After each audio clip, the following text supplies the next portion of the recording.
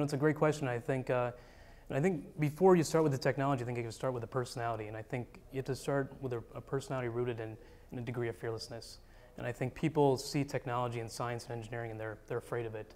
They don't understand how it works or why it works. But the truth is, if you just dive in and you just go and don't worry about failure and what letter grade you're going to get, because in project making, you're not talking about letter grades. You're talking about building something, troubleshooting, persevering.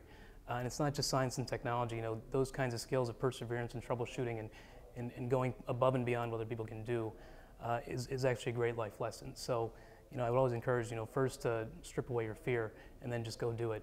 And if you ever need help, there's so many people out there who are hobbyists and enthusiasts for this kind of thing, and the world needs these kind of people. So the world will love you if you can do these kinds of things. So never be afraid. Well, what's always worked for me to get engaged or be engaged in anything is to start asking good questions.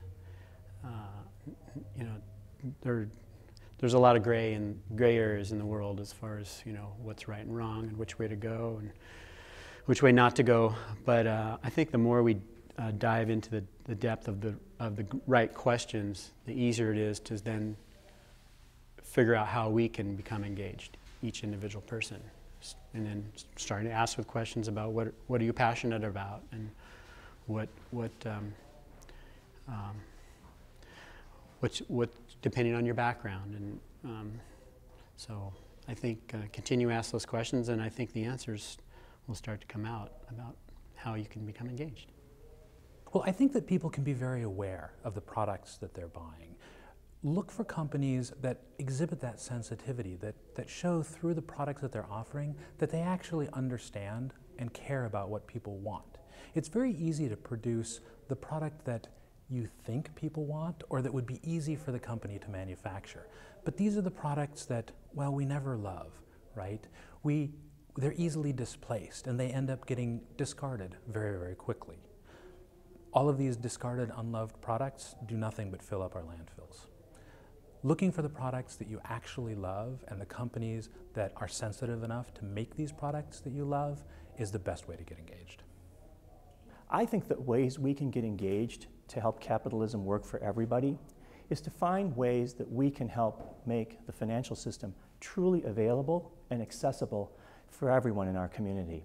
We have so many predatory financial service providers, and they're unfortunately reaching out to literally thousands of households in our community and all communities across the country in such a way that it's stripping wealth out of not only these households, but our communities themselves.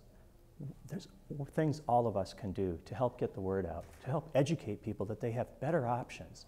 They have a way to be financially successful. They have a way that they can learn how to become part of the financial mainstream and work with mainstream financial services providers, get a better handle on their money, avoid getting ripped off, and save for important financial milestones like buying a home or paying for college education or even starting a small business. It's opportunities like this that help each and every one of our families be successful for everybody in it and to help our communities be stronger. The biggest thing to get engaged is to go out and do. For us, if you want to grow your own materials, it's really quite simple. You just have to explore the kingdom of fungi, buy some mushroom spawn off any type of website you could find online, and start production right in your basement.